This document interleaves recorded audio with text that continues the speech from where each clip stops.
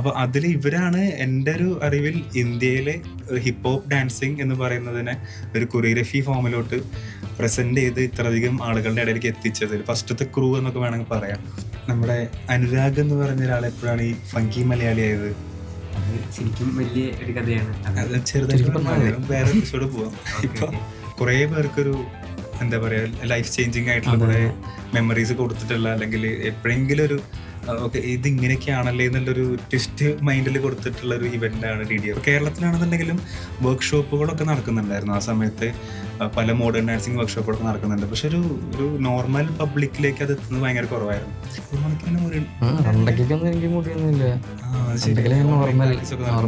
ഡാൻസിൽ കഴിവ് കൊണ്ട് ഞാൻ പിടിച്ചെന്താ.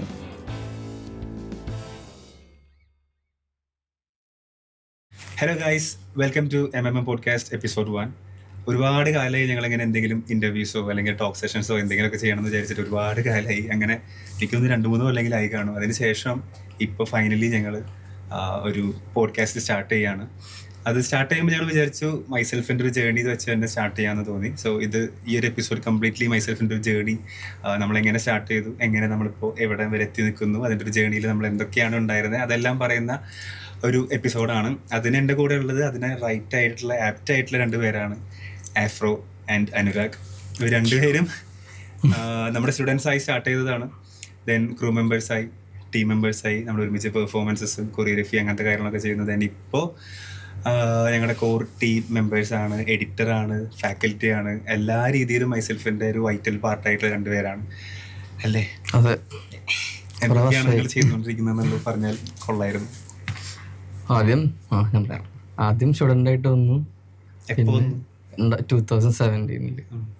സ്റ്റുഡൻ്റ് ആയിട്ട് വന്നു.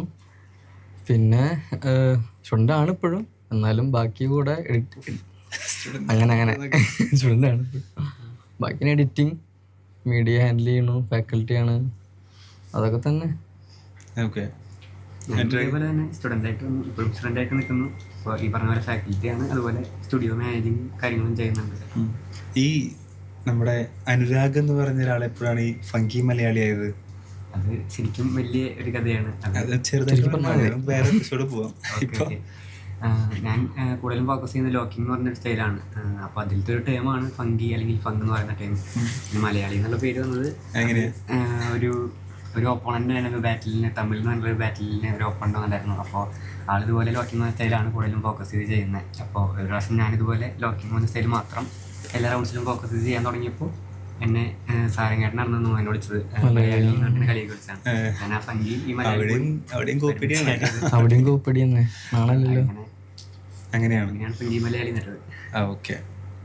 സോ ഞങ്ങളുടെ ഈ ഒരു ലോക്കിംഗ് ബേസ് ചെയ്തിട്ടുള്ള, സ്റ്റൈൽ ബേസ് ചെയ്തിട്ടുള്ള കാര്യങ്ങൾ നമുക്ക് തോന്നുന്നു നമുക്ക് വേറെ സെഷൻസ് ആയിട്ട് തന്നെ ചെയ്യാമെന്ന് തോന്നുന്നു. സോ മൈസെൽഫ് സ്റ്റാർട്ട് ചെയ്ത് പറയുകയാണെന്നുണ്ടെങ്കിൽ 2016 മൈസെൽഫ് ആൻഡ് മൈ മേഴ്സ് എന്ന് പറഞ്ഞൊരു ഡാൻസ് കമ്മ്യൂണിറ്റി നമ്മൾ ആ ഒരു ഐഡിയ സ്റ്റാർട്ട് ചെയ്തത്. അത് കേരളത്തിൽ ലോഞ്ച് ചെയ്തത്. ഇതിന് സ്റ്റുഡിയോ സ്പേസ് ഒക്കെ ആയിട്ട് വരുന്നത് 2017 ആ ഒരു റേഞ്ചിലാണ്. 2017 ഡിസംബർ ടൈമിലാണ് അല്ലേ നമ്മൾ സ്റ്റാർട്ട് ചെയ്യുന്നത്. പക്ഷേ ഇതിൻ്റെ ഒരു സ്റ്റാർട്ടിങ് പ്രോസസ്സ് എന്ന് പറയുന്നത് അന്ന് പ്രത്യേകിച്ച് ഇപ്പോൾ നോക്കുമ്പോൾ ഭയങ്കര അധികം ചേഞ്ചാണ്. കാരണം ആ ഒരു സമയത്ത് ഇപ്പോൾ ഞാനൊക്കെ ഡാൻസിൽ ഭയങ്കരമായിട്ട് ഡാൻസ് പഠിക്കണം എന്നൊക്കെ ആഗ്രഹിച്ച് നടക്കുന്ന ആ ഒരു സമയത്ത് നമുക്കിവിടെ ഡാൻസ് ക്ലാസ്സസ് ഇല്ല.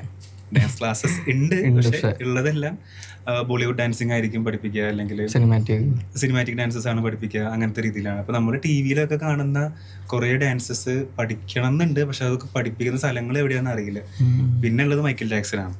മൈക്കിൾ ജാക്സൺ എന്ന് പറഞ്ഞൊരു ലെജൻഡറി ഡാൻസർ അല്ലെങ്കിൽ പെർഫോമറുടെ കുറേ കോപ്പിയും കാര്യങ്ങളാണ് പിന്നെ കേരളത്തിലൊരു എന്താ പറയുക പോപ്പ് കൾച്ചർ കാര്യങ്ങളൊക്കെ കൊണ്ടുവന്നതെല്ലാം. പിന്നെ അതിൽ നിന്ന് ഇൻസ്പയർഡ് ആയിട്ടാണ് സിനിമാറ്റിക് ഡാൻസും കാര്യങ്ങളൊക്കെ വന്നത്. പക്ഷേ കുറേ റിയാലിറ്റി ഷോസ് കാണുന്നുണ്ട്, നമ്മളിപ്പോൾ ഡാൻസ് ഇന്ത്യ ഡാൻസൊക്കെ പോലത്തെ റിയാലിറ്റി ഷോസ് കാണുന്നുണ്ട്. അതിനകത്തൊക്കെ കുറേ എന്തൊക്കെയോ വേറെ ചെയ്യുന്നുണ്ട്. അത് പഠിക്കാനുള്ളൊരു പരിപാടികൾ നമ്മുടെ നാട്ടിലില്ല എന്നുള്ള ഒരു സീനായിട്ടാണ് നമ്മുടെ മെയിൻ പ്രശ്നം. അപ്പോൾ നിങ്ങൾക്ക് അറിയുമെന്ന് വിചാരിക്കുന്നു. നിങ്ങൾ ഇങ്ങനെ ഡാൻസ് പണ്ട് പെർഫോം ചെയ്യുക, ഗാനമേള അല്ലെങ്കിൽ പൂര ഉത്സവങ്ങൾ അതിനൊക്കെ ഡാൻസ് ചെയ്തിട്ടുള്ള തന്നെയല്ലേ? അറിയാം, അനുരാഗിന്റെ എനിക്ക് അറിയില്ല. പൂരം സ്റ്റേജിൽ കളിക്കാറില്ല, പക്ഷെ പൂരത്തിന് കൊട്ടിന്റെ കൂടെ ചാടിമറിയൽ അങ്ങനത്തെ പരിപാടി സ്കൂളിൽ കളിക്കാൻ അതൊക്കെ ഉണ്ട്. അപ്പോൾ നമ്മളും ഇതുപോലെ ഞങ്ങളുടെ ഒരു സ്റ്റാർട്ടിങ് സമയത്ത് ഇതേപോലെയുള്ള ഇങ്ങനത്തെ ഷോസും കാര്യങ്ങളൊക്കെ ആയിട്ട് ഇങ്ങനെ നടന്നുകൊണ്ടിരിക്കുകയാണ്. പക്ഷെ ഡാൻസ് പഠിക്കണം എന്നുള്ളൊരു കാര്യം കംപ്ലീറ്റ് നമ്മൾ ഡാൻസ് ക്ലാസ്സിലൊക്കെ പോയി ജോയിൻ ചെയ്തു. പക്ഷേ എന്തൊക്കെയോ മിസ്സിങ് ആയിട്ട് കിടക്കുന്നുണ്ടായിരുന്നു. അത് കഴിഞ്ഞ് ഞാൻ എൻ്റെ കോളേജ് ടൈം എല്ലാം കഴിഞ്ഞ് മുംബൈയിലൊക്കെ പോയി, അല്ലെങ്കിൽ പൂനെ, ചെന്നൈ ഒക്കെ ട്രാവൽ ചെയ്ത് തുടങ്ങിയപ്പോഴാണ് സ്റ്റൈൽസ് എന്ന് പറയുന്നൊരു കോൺസെപ്റ്റ്, അല്ലെങ്കിൽ കമ്മ്യൂണിറ്റി എന്ന് പറയുന്നൊരു ഐഡിയ, ദെൻ ഗ്യാതറിങ്സ്, സൈഫേഴ്സ്, ബാറ്റിൽസ്, അങ്ങനെയുള്ള കാര്യങ്ങളൊക്കെ കൂടുതൽ അറിയുന്നത്. അപ്പോൾ എനിക്ക് അന്ന് കണ്ടംപററി ഡാൻസിങ് ഇഷ്ടമാണ്, ഹിപ്പ് ഹോപ്പ് ഡാൻസ് ഇഷ്ടമാണ്, വെസ്റ്റേൺ ഡാൻസ് ഇഷ്ടമാണ്, ഇങ്ങനെയുള്ള കാര്യങ്ങളൊക്കെ ഇഷ്ടമാണെന്നുണ്ടെങ്കിലും നമ്മളന്ന് മൾട്ടിപ്പിൾ സ്റ്റൈൽസ് ഇങ്ങനെ പഠിക്കാൻ നോക്കും. പരമാവധി ഏതൊക്കെ സ്റ്റൈൽസ് കിട്ടുന്നു അതൊക്കെ പഠിക്കാൻ. കോളേജിന് ശേഷം, ആഫ്റ്റർ കോളേജിൽ ശേഷം കോളേജിലുള്ള സമയത്ത് കുറെ കോമഡികൾ ഉണ്ടായിരുന്നു. റിയാലിറ്റി യൂട്യൂബിലുണ്ട്, അതില്ല, അത് കാണരുത് ഗൈസ്. അപ്പോൾ റിയാലിറ്റി ഷോസിൽ അന്ന് പെർഫോം ചെയ്യാനായിട്ടും, ലൈക്ക് ബാക്കപ്പ് ഡാൻസ് ചെയ്യാനായിട്ടും, പിന്നെ പ്രോപ്പർട്ടി ഉണ്ടാക്കാനായിട്ടും, അതിൽ കൊറിയോഗ്രാഫി ചെയ്യാനായിട്ട്, ലൈക്ക് അസിസ്റ്റന്റ് കൊറിയോഗ്രാഫി ചെയ്യാനൊക്കെ ആയിട്ട്, അങ്ങനെ പല രീതിയിൽ ഇപ്പോൾ D4 ഡാൻസ് ഒക്കെ പോലുള്ള റിയാലിറ്റി ഷോസിൽ, അമൃത TV, ലെറ്റ്സ് ഡാൻസ് പോലുള്ള ഷോസിലൊക്കെ ഭാഗമായിരുന്നു. അതൊക്കെ ലൈക്ക് ഡെഫിനറ്റ്ലി ഡാൻസിനെ ഹെൽപ്പ് ചെയ്തിട്ടുള്ള ഫാക്ടേഴ്സാണ്. പക്ഷേ നമ്മുടെ ഇഷ്ടം ഉണ്ടായിരുന്ന ഒരു ഹിപ്പ് ഹോപ്പ് ഡാൻസ് അല്ലെങ്കിൽ അങ്ങനെയുള്ള ടൈപ്പ് ഓഫ് ഡാൻസിങ് ഒന്നും പഠിക്കാനുള്ള അവസരം ഉണ്ടായിരുന്നില്ല. ദെൻ അത് പുറത്ത് പോയി കഴിഞ്ഞപ്പോഴാണ് അതിൻ്റെ ഒരു ഈ സ്ട്രീറ്റ് ഡാൻസ് കൾച്ചർ അല്ലെങ്കിൽ underground dancing, so called underground dancing പരിപാടികളൊക്കെ കുറച്ചൊക്കെ മനസ്സിലാവുന്നത്. ഫസ്റ്റ് ആരുടെ ട്രെയിൻ ചെയ്യാൻ വേണ്ടി പോയത്? അന്ന് മനസ്സിലുള്ള ആഗ്രഹം എന്ന് പറഞ്ഞാൽ റോഹനാൻ ഗ്രൂപ്പാണ്. കാരണം ഇന്ത്യയിൽ റോഹനാൻ ഗ്രൂപ്പ് അതുപോലെ ഫിക്റ്റീഷ്യസ് ക്രൂ എന്ന് പറഞ്ഞ 2 ക്രൂസ്. പക്ഷെ ഞാൻ കുറച്ചുകൂടെ റോഹനാൻ ഗ്രൂപ്പ് ഫാനാണ്. അല്ല ഇവര് ബൂഗി വൂഗി, ചക് ദും ദും അങ്ങനെയുള്ള കുറെ ഷോസ് ചാനൽ, എനിക്ക് ചാനൽ അത്ര ഷുവർ അല്ല. കാരണം നമ്മൾ കൂടുതലും വീഡിയോസ് ലൈക്ക് ലൈവായിട്ട് TV കാണുന്നതിനേക്കാളും പല സൈഡിൽ നിന്നൊക്കെ ഓരോരുത്തർക്ക് അയച്ചു തരുന്നതും അങ്ങനെയൊക്കെ കണ്ടിരുന്നൊക്കെ. അപ്പോൾ അതിൽ ഇവരാണ് എൻ്റെ ഒരു അറിവിൽ ഇന്ത്യയിലെ ഹിപ്പ് ഹോപ്പ് ഡാൻസിങ് എന്ന് പറയുന്നതിനെ ഒരു കൊറിയോഗ്രഫി ഫോമിലോട്ട് പ്രസന്റ് ചെയ്ത് ഇത്രയധികം ആളുകളുടെ ഇടയിലേക്ക് എത്തിച്ചത് ഫസ്റ്റത്തെ ക്രൂ എന്നൊക്കെ വേണമെങ്കിൽ പറയാം. ആ സമയത്ത് അണ്ടർഗ്രൗണ്ട് ക്രൂസ് ഒക്കെ പല സ്ഥലങ്ങളിലുണ്ട്. ഇപ്പോൾ ഗ്രാഫിറ്റി ക്രൂ ആണെന്നുണ്ടെങ്കിലും, അല്ലെങ്കിൽ ബീസ്റ്റ് മോഡ് ക്രൂ മുംബൈ, ഇവരൊക്കെ കുറച്ചധികം പണ്ട് മുതലേ ഉള്ള ക്രൂസാണ്. ഇപ്പോൾ കേരളത്തിലാണെന്നുണ്ടെങ്കിലും വർക്ക്ഷോപ്പുകളൊക്കെ നടക്കുന്നുണ്ടായിരുന്നു ആ സമയത്ത്. പല മോഡേൺ ഡാൻസിങ് വർക്ക്ഷോപ്പുകളൊക്കെ നടക്കുന്നുണ്ട്. പക്ഷെ ഒരു നോർമൽ പബ്ലിക്കിലേക്ക് അത് എത്തുന്നത് ഭയങ്കര കുറവായിരുന്നു. അപ്പോൾ അവിടെ പോയിട്ട് ഇതൊക്കെ കണ്ടു കഴിഞ്ഞപ്പോൾ എനിക്കിതൊക്കെ ഭയങ്കര ഭയങ്കര ഭയങ്കര പുതിയ അനുഭവങ്ങളായിരുന്നു ഈ വക കാര്യങ്ങളൊക്കെ. അവിടുന്നാണ് ഐഡിയ കിട്ടിയത്. പക്ഷേ നമ്മുടെ നാട്ടിൽ അത് കൊണ്ടുവരുമ്പോൾ ഡെഫിനറ്റ്ലി ഇപ്പോൾ ഒരു ബാക്ക്ഗ്രൗണ്ട് ഇല്ലാതെ നമുക്ക് അങ്ങനെ ഡയറക്റ്റ് ചെയ്യാൻ പറ്റില്ലല്ലോ. അപ്പം ഞാൻ കേരളത്തിനകത്തുള്ള ഇപ്പോൾ ശ്രീതാശാൻ, ഇപ്പോൾ മൂൺ വാക്ക് മൂവിയൊക്കെ ഇറങ്ങാൻ പോവാണ്, അതിൻ്റെയൊക്കെ കൊറിയോഗ്രാഫർ ആയിട്ടുള്ള നമ്മുടെ ആമേൻ മൂവി സ്റ്റേറ്റ് അവാർഡൊക്കെ വിന്നറായിട്ടുള്ള ശ്രീതാശാൻ, ഞങ്ങളൊക്കെ ആശാൻ എന്നൊക്കെ വിളിക്കുന്നത് നിങ്ങൾ നേരിട്ട് കണ്ടിട്ടില്ലേ? വർക്ക് ചെയ്തിട്ടുണ്ടോ? എവിടെയായിരുന്നു? ലാസ്റ്റ് മൂവിയിൽ. ഓക്കെ. അപ്പോൾ പുള്ളിയുടെ അടുത്തൊക്കെ പോയിട്ട് ഈ ഐഡിയ ഒക്കെ ഡിസ്കസ് ചെയ്തു. കാരണം ശ്രീതാശൻ എന്നെയൊക്കെ സംബന്ധിച്ചിടത്തോളം കേരളത്തിലുള്ള ഒരുപാട് പേർക്ക് ഭയങ്കരമായിട്ട് ഗൈഡ് ചെയ്യുന്ന, അന്നത്തെ കാലത്ത് ഒരു മെന്റർഷിപ്പ് ഒക്കെ പ്രോപ്പറായിട്ട് കൊടുക്കുന്നൊരു ആളാണ്. അപ്പോൾ അന്ന് ശ്രീതാശൻ്റെ അടുത്താണെങ്കിലും, പിന്നെ രതീഷേട്ടൻ, അഗെയിൻ രതീഷേട്ടൻ എൻ്റെ വൺ ഓഫ് ദ ഫേവറേറ്റ് കൊറിയോഗ്രാഫറാണ്. ഞാൻ വിശ്വസിക്കുന്ന കേരളത്തിലെ ഏറ്റവും ടോപ്പ് 3 എടുക്കുകയാണെങ്കിൽ അതിൽ എന്തായാലും രതീഷേട്ടൻ ഉണ്ട്. ഇപ്പം രതീഷേട്ടൻ്റെ ഇഷ്ടങ്ങൾ വേറെയാണ്, പക്ഷേ രതീഷേട്ടനൊക്കെ ഒരു പ്രൈം ടൈം ഉണ്ടായിരുന്നു. ആ ടൈമിലൊക്കെ അവർ ചെയ്തു വെച്ചിട്ടുള്ള കാര്യങ്ങളൊക്കെ അതുകൊണ്ടൊക്കെയാണെന്ന് വിശ്വസിക്കുന്ന ഈ റംസാൻ, സാനിയ തുടങ്ങിയ കുറേ പേർക്ക് ഒരു നല്ലൊരു ജനറേഷൻ ഉണ്ടായത്. D4 ഡാൻസിൽ നല്ല പെർഫോമൻസ് ഉണ്ടാവാനുള്ള കാരണം ഇവരൊക്കെയാണ്. ഓക്കെ. അപ്പോൾ ഇവരുടെ അടുത്തൊക്കെ വന്നിട്ട് ഞാൻ ഈ ഐഡിയാസ് ഒക്കെ ഡിസ്കസ് ചെയ്ത് അവരുടെ അടുത്ത് നിന്ന് കിട്ടുന്ന അവർ കുറച്ച് ഫീഡ്ബാക്സും കാര്യങ്ങളൊക്കെ പറഞ്ഞു, കുറച്ച് സജഷൻസ് പറഞ്ഞു. അതിനൊക്കെ ബേസ് ചെയ്തിട്ട് കുറച്ചൊരു ഓൾട്രേഷൻസ് ഒക്കെ ചെയ്തിട്ടാണ് നമ്മൾ മൈസെൽഫ് ആൻഡ് മൈ എന്ന് പറഞ്ഞ കമ്മ്യൂണിറ്റി കേരളത്തിൽ സ്റ്റാർട്ട് ചെയ്യുന്നത്. അപ്പോൾ സ്റ്റാർട്ട് ചെയ്യാനായിട്ട് ഇതുപോലെ ക്ലാസ് എടുക്കണം എന്നുള്ളതാണ് ആദ്യം ചെയ്യേണ്ട കാര്യം. ഇപ്പോൾ ക്ലാസ് എടുക്കാനുള്ള കോൺഫിഡൻസ് എനിക്ക് ജിഷ്ണു അന്ന് pole star crew actually HHI കോമ്പറ്റീഷന് പോകാനുള്ള പ്രിപ്പറേഷനൊക്കെ ആയിരുന്നു, ഒരു ഫസ്റ്റ് ടീം പ്രിപ്പറേഷൻ ആയിരുന്നു. സോ ജിഷ്ണു അന്ന് അവിടെയായിരുന്നു. അപ്പോൾ ഞാൻ മുംബൈയിലായിരുന്നു, ജിഷ്ണു ഇവിടെയായിരുന്നു. എന്നിട്ട് ഞങ്ങൾ ഞാൻ നാട്ടിൽ വരുമ്പോൾ ഞങ്ങൾ ഒരുമിച്ച് കാണും, ഞങ്ങൾ ഒരുമിച്ച് പ്രാക്ടീസ് ചെയ്യും, ഒരുമിച്ച് എന്തെങ്കിലുമൊക്കെ ഡിസ്കസ് ചെയ്യും, അങ്ങനെയൊക്കെയായിരുന്നു. അപ്പോൾ അവിടെ ഹൗസിൽ നമുക്ക് ഇങ്ങനെ സ്റ്റെപ്പ് കിട്ടി, മറ്റിങ്ങനെ ഹൗസിൽ ഇങ്ങനത്തെ സ്റ്റെപ്പ് ഉണ്ട് എന്ന് പറയും. ദെൻ അത് ഒരുമിച്ച് പഠിക്കാൻ നോക്കും, അപ്പോൾ കിട്ടില്ല. അങ്ങനെ കുറേ കോമഡികളൊക്കെ ആയിട്ട് അങ്ങനെ പോയിക്കൊണ്ടിരുന്നായിരുന്നു. ദെൻ ഇപ്പം കമ്മ്യൂണിറ്റി ഐഡിയ അതാണ്. ഇപ്പോൾ മൈസെൽഫിലോട്ട് വരികയാണെന്നുണ്ടെങ്കിൽ കമ്മ്യൂണിറ്റി എന്ന് പറഞ്ഞ ഐഡിയ ആണ് എന്നെ ഏറ്റവും കൂടുതൽ എനിക്ക് ഭയങ്കര അടിപൊളിയായിട്ട് തോന്നിയത്. കാരണം ഇവിടെ നമുക്കൊരു സ്റ്റുഡിയോ കോൺസെപ്റ്റ് ആയിരുന്നു അന്ന് ഉണ്ടായിരുന്നത്. പക്ഷെ അവിടെ ഒരു പാർക്കിൽ എല്ലാവരും കൂടെ വന്ന് ഡാൻസ് ചെയ്യുന്നു. സോ ഹിപ്പ് ഹോപ്പ് ഡാൻസേഴ്സ് ഉണ്ടാവും, ബാക്കേഴ്സ് ഉണ്ടാവും, ലോക്കേഴ്സ് ഉണ്ടാവും, പോപ്പേഴ്സ് ഉണ്ടാവും, ഫ്ലിപ്സ് മാത്രം ചെയ്യുന്നവരുണ്ടായിരിക്കും. ഇവരെല്ലാവരും വന്ന് ഒരുമിച്ച് പ്രാക്ടീസ് ചെയ്ത് അങ്ങോട്ടും ഇങ്ങോട്ടും എക്സ്ചേഞ്ച് ചെയ്യുന്നു. ഭയങ്കര ഒരു പോസിറ്റിവിറ്റി ഉണ്ട് അവിടെ. അപ്പോൾ അതാണ് നമ്മളിവിടെ കൊണ്ടുവരാനായിട്ട് നോക്കിയത്. ജാംസ് ആണെങ്കിൽ ബാറ്റിൽസ് ആണ്. ആ സമയത്തും ബാറ്റിൽസ് ഒക്കെ നമ്മുടെ നാട്ടിൽ നടക്കുന്നുണ്ട്. ഞാൻ മുംബൈയിൽ നിന്ന് വന്ന് ഡയറക്റ്റ് പോയത് തന്നെ എറണാകുളത്ത് നടക്കുന്ന ഒരു ബാറ്റിലാണ്. ബ്രേക്കിംഗ് കമ്മ്യൂണിറ്റി ഉണ്ട് ഇപ്പോഴും. ബ്രേക്കിംഗ് കമ്മ്യൂണിറ്റി ഉണ്ട്. ലൈക്ക് ഓൾ സ്റ്റൈൽ ബാറ്റിൽ അന്ന് രാഗിലൊക്കെ ബാറ്റിൽ ഇറങ്ങിയിട്ടുണ്ടായിരുന്നു. ഡീൻ ഇറങ്ങിയിട്ടുണ്ടായിരുന്നു, DJ ഡീൻ ഇറങ്ങിയിട്ടുണ്ടായിരുന്നു ആ ബാറ്റിൽ. അപ്പോൾ അങ്ങനെ ഒരു ബാറ്റിലൊക്കെ അന്ന് ഉണ്ടായിരുന്നു. പക്ഷെ തൃശ്ശൂർ, നമ്മുടെ തൃശ്ശൂരിൽ നിന്നായതുകൊണ്ട് തൃശ്ശൂർ അങ്ങനെയുള്ള കാര്യങ്ങളൊക്കെ ഭയങ്കര കുറവാണ്. അല്ലെങ്കിൽ നമ്മുടെ പോലെ ഈ റിയാലിറ്റി ഷോ ബേസ് ചെയ്ത് നടക്കുന്ന കുറേ പേർക്ക് ഇങ്ങനത്തെ ഒരു ഐഡിയ ഉണ്ടായിരുന്നില്ല. സോ അതായിരുന്നു ലൈക്ക് നമ്മൾ അഡ്രസ്സ് ചെയ്ത പെയിൻ പോയിന്റ്. സോ അവിടെയായിരുന്നു മൈസെൽഫിൻ്റെ ഒരു സ്കോപ്പ് ഉണ്ടായിരുന്നത്. കാരണം നോർമൽ ഡാൻസേഴ്സിൻ്റെ ഇടയിൽ ഈ ഒരു ഡാൻസ് എഡ്യൂക്കേഷൻ എന്ന് പറയുന്ന ഒരു കോൺസെപ്റ്റ് അത്രയധികം വൈഡായിട്ട് എത്തിയിട്ടുണ്ടായിരുന്നല്ലോ. സോ അതാണ് നമ്മൾ ഹിറ്റ് ചെയ്തത്. അതിന് വേണ്ടിയിട്ട് നമ്മൾ യൂസ് ചെയ്തത് ആദ്യം ഞാൻ വെച്ചത് എൻ്റെ തന്നെ ക്ലാസ്സസ് ആയിരുന്നു. അപ്പോൾ അതിനുള്ള കോൺഫിഡൻസ് തന്നത് എനിക്ക് രാഘവൻ സാർ അറിയാലോ. രാഘവൻ സാറാണ് അതിനുള്ള കോൺഫിഡൻസ് തന്നത്. അപ്പോൾ അങ്ങനെ ഞാൻ ആദ്യം ഡിസംബറിൽ ഒരു ഓഫ്ലൈൻ ക്ലാസ് വെച്ചു, വർക്ക്ഷോപ്പ് വെച്ചു തൃശ്ശൂർ വെച്ചിട്ട്. 2000 ലോക്കിങ്ങിന്റെ ഒരു മൂവ് വിത്ത് സുമേഷ് സുന്ദർ എന്നൊക്കെ പറഞ്ഞു അങ്ങനെ അന്ന് 3 hours വർക്ക്ഷോപ്പ് ആരെങ്കിലും ഒക്കെ വരുമോ എന്നൊക്കെ ടെൻഷനൊക്കെ അടിച്ചിരിക്കുന്നു. പക്ഷെ അത് സോൾഡ് ഔട്ട് ആയിട്ട് അത് 2 തവണ നടത്തി, 2ാമത്തെ തവണ നടത്തി. അപ്പൊ അന്ന് വന്ന ഒരു സെറ്റ് ഓഫ് പീപ്പിൾ ഉണ്ട്. അതാണ് ഇന്നും മൈസെൽഫിന്റെ ഒരു ബാക്ക് ബോൺ എന്നൊക്കെ പറയാം. അന്ന് ഉണ്ടായിരുന്ന ആൾക്കാർ ഇപ്പൊ മഹാദേവ്, കോട്ടയത്തെ മഹാദേവ് എന്നൊക്കെ പറയാം, ഏണസ്റ്റ് ഉണ്ട്, ബാസിദ് പോലെയുള്ള അങ്ങനെ ഒരു സർക്കിൾ ഉണ്ടായിരുന്നു. സോ അവര് ഭയങ്കരമായിട്ട് പഠിക്കണം എന്നുള്ള കാര്യങ്ങളാണെന്നുണ്ടെങ്കിൽ ഈ മൂവ്മെന്റിന് ഭയങ്കര സപ്പോർട്ട് ചെയ്യുന്ന സെറ്റ് ഓഫ് ആൾക്കാരായിരുന്നു.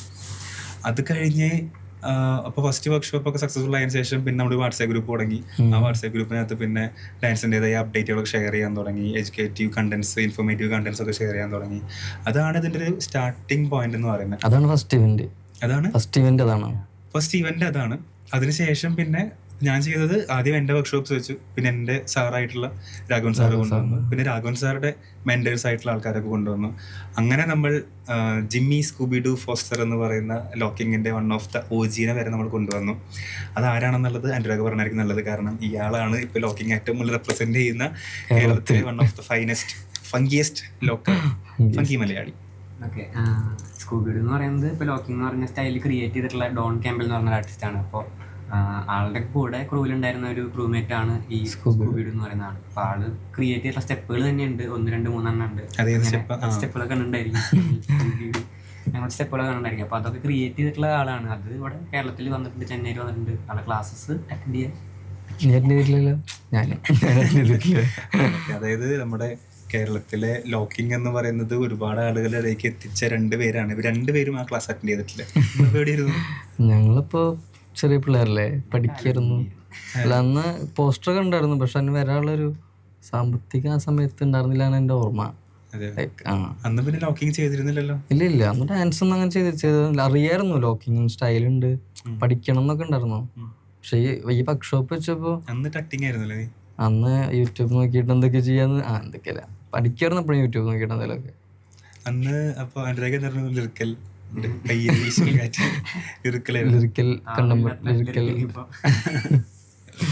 ഓക്കെ. അപ്പോൾ മൈസെൽഫ് നമ്മളങ്ങനെ ആ ഒരു ഐഡിയ ഒക്കെ കൊണ്ടുവന്ന് വർക്ക്ഷോപ്സ് വെക്കണമെങ്കിൽ ഡാൻസ് സ്റ്റുഡിയോ വേണമല്ലോ, സ്പേസ് വേണം. അപ്പോൾ നമ്മളിങ്ങനെ ക്രംബ് എന്ന് പറഞ്ഞ സ്റ്റൈൽ ഇൻട്രൊഡ്യൂസ് ചെയ്തു. വാക്കിംഗ് വർക്ക്ഷോപ്സ് വെച്ചിട്ടുണ്ടായിരുന്നു തോന്നുന്നു. സോ ഹെലൻ ഒക്രോജി നൈജീരിയയിലൊക്കെ നമ്മൾ ആർട്ടിസ്റ്റിനെ കൊണ്ടുവന്നു, ടോണി ഗോഗനെ കൊണ്ടുവന്നു. അങ്ങനെ ഒരുപാട് ഇന്റർനാഷണൽ ആർട്ടിസ്റ്റുകളൊക്കെ കൊണ്ടുവന്നു. പക്ഷെ നമുക്ക് വർക്ക്ഷോപ്പ് എടുക്കാനായിട്ടൊക്കെ സ്പേസ് വേണം എന്നുള്ളൊരു അത്യാവശ്യമായി കഴിഞ്ഞപ്പോൾ പലപ്പോഴും നമ്മൾ റെന്റ് ഔട്ട് ചെയ്തിട്ടാണ് എല്ലാ വർക്ക്ഷോപ്സ് നടത്തിയിട്ടുണ്ടായിരുന്നത്. അങ്ങനെയാണ് നമ്മൾ ഡാൻസ് സ്റ്റുഡിയോ എന്ന് പറഞ്ഞ കോൺസെപ്റ്റിലോട്ട് വരുന്നത്. പക്ഷെ അങ്ങനെ തുടങ്ങുമ്പോഴും അപ്പോൾ നമുക്ക് നല്ല പേടിയുണ്ടായിരുന്നു, എങ്ങനെയായിരിക്കും. കാരണം നമ്മളിപ്പോൾ എൻ്റെ സംബന്ധിച്ച് ഞാൻ BTech ഒക്കെ കഴിഞ്ഞ് വീട്ടിലൊക്കെ ഇങ്ങനെ ഭയങ്കര ഹൈ ടൈമിൽ നിൽക്കുന്ന സമയമാണ്. അപ്പോൾ അതിലോട്ടൊക്കെ ഇറങ്ങിക്കഴിഞ്ഞാൽ ഏത് രീതിയിലുള്ള തിരിച്ചടികൾ കിട്ടുന്നുള്ള ഓർമ്മയൊന്നുമില്ല. ഒരു ആഗ്രഹത്തിൻ്റെ പുറത്ത് അങ്ങനെ ചെയ്യുകയാണ്. അപ്പം അങ്ങനെ അന്ന് എൻ്റെ ഫാമിലി ഭയങ്കര സപ്പോർട്ട് ആയതുകൊണ്ടാണ് ഇതൊക്കെ മുന്നോട്ട് നടന്നു പോകുന്നത്, പ്രത്യേകിച്ച് ചേട്ടൻ. പിന്നെ അപ്പോൾ അപ്പോഴാണ് ജിഷ്ണുവിൻ്റെ എൻട്രി വരുന്നത്. ജിഷ്ണു അവിടെ നിന്ന് സ്റ്റോപ്പ് ചെയ്ത് വന്ന് നമുക്ക് ഒരുമിച്ച് സ്റ്റുഡിയോ സ്പേസ് എന്ന രീതിയിലോട്ട് വരുമ്പോൾ, കാരണം ജിഷ്ണുവിന് കൂടുതലും കൊറിയോഗ്രഫി സൈഡിലുള്ള ക്രിയേറ്റീവ് സൈഡിലുള്ള കാര്യങ്ങളിലേക്ക് അതിൽ ഭയങ്കര അധികം സ്കില്ലുള്ള ഒരാളാണ്. ഞാൻ നേരത്തെ രതീഷേട്ടൻ്റെ കാര്യം പറഞ്ഞ പോലെ തന്നെ ആ ഒരു സൈഡ് അവൻ്റെ ഭയങ്കര പ്ലസ് പോയിന്റ് ആണ്. സോ ഇത് ക്ലബ് ചെയ്ത് കഴിഞ്ഞാൽ കുറച്ചൊരു അടിപൊളിയായിരിക്കും എന്നുള്ള തോന്നൽ തോന്നിക്കഴിഞ്ഞപ്പോൾ നമ്മൾ വിചാരിച്ചു. പിന്നെ ഞങ്ങളുടെ ഇഷ്ടങ്ങളിൽ കുറേ സെയിം ആയിരുന്നു. ഞങ്ങൾക്ക് ഇപ്പോൾ സാഗർ ബോറ എന്ന് പറഞ്ഞാൽ ഞങ്ങൾക്ക് രണ്ടുപേർക്കും ഭ്രാന്തായിരുന്നു ആ സമയത്ത്. അതുപോലെ കുറേ ആർട്ടിസ്റ്റുകൾ, ഇപ്പോൾ കിയോണി, പിന്നെ വി ഗ്രൂവ് എന്ന് പറയുന്ന ഒരു വേർഡ്, ഇതൊക്കെ ആ സമയത്ത് ഞങ്ങൾ ഭയങ്കര സ്ട്രൈക്ക് ചെയ്തിട്ടുള്ള കാര്യമാണ്. അപ്പോൾ കൊറിയോഗ്രാഫ്സ് എന്ന് പറഞ്ഞ പേര് വരാനുള്ള കാരണം അതാണ്. കാരണം കൊറിയോ ആണ് നമുക്ക് ഇഷ്ടപ്പെട്ട കാര്യം. ഗ്രൂസ് എന്ന് പറഞ്ഞ വേർഡ് അറിഞ്ഞു കഴിഞ്ഞപ്പോഴാണ് നമുക്ക് കൂടുതലും നമ്മുടെ ഡാൻസൊക്കെ ചേഞ്ച് ചെയ്യാനൊക്കെ തുടങ്ങിയത്. അപ്പോൾ അത് പിന്നെ സാഗർ ബോറ, ലൈക് സ്വാഗ്, അങ്ങനെയുള്ള കുറെ കാര്യമുള്ള കാരണം അന്ന് ഈ സാഗർ ബോറയുടെ ആണെന്നുണ്ടെങ്കിലും ഒരു സ്റ്റാർട്ടിങ് ടൈമാണ്. ഇപ്പൊ കാണുന്ന UDW അല്ല അന്നത്തെ UDW എന്ന് പറഞ്ഞാൽ വളരെ കുറച്ച് ആൾക്കാരുള്ള ചെറിയ ഒരു റൂമിന്, ക്ലാസ് റൂമിനകത്ത് മാത്രം നടത്തുന്ന അങ്ങനത്തെ ഒരു ഇവന്റ് അത്ര ഉണ്ടായിരുന്നുള്ളൂ. അങ്ങനെയാണ് ഞാൻ ആദ്യമായിട്ട് സാംബോ, മെക്കോള, TJ, ഇവരുടെ സൂപ്പർ ഹൈറ്റ്, ഇവരുടെ ക്ലാസ്സസ് ഒക്കെ ഉണ്ടായിരുന്നു ആ സമയത്തൊക്കെ. വാക്കിറ്റ് ഔട്ട് അതിനൊക്കെ ശേഷം UDW ആണ്, 2016 ടൈമിലൊക്കെ ഉള്ളതാണ്. ഞാൻ ഡയറക്റ്റ് അറ്റൻഡ് ചെയ്തിട്ടുണ്ട്. അത് UDW പൂനെയിൽ അറ്റൻഡ് ചെയ്തിട്ടുണ്ട്. അത് കുറച്ചൊരു വലിയ ക്യാമ്പായിരുന്നു. പക്ഷെ അതിനേക്കാളൊക്കെ മുമ്പ് ഫസ്റ്റ് എപ്പിസോഡൊക്കെ ഭയങ്കര ചെറുതായിരുന്നു.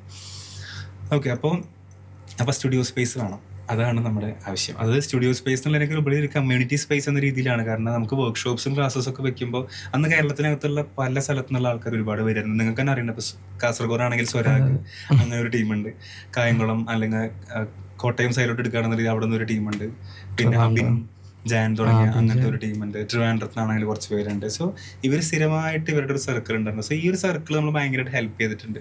അപ്പോൾ കോട്ടയത്ത് നമ്മൾ വർക്ക്ഷോപ്പ് വെച്ചിട്ടുണ്ട്, ട്രിവാൻഡ്രത്ത് വെച്ചിട്ടുണ്ട്, പാലക്കാട് വെച്ചിട്ടുണ്ട്, മലപ്പുറം വെച്ചിട്ടുണ്ട്.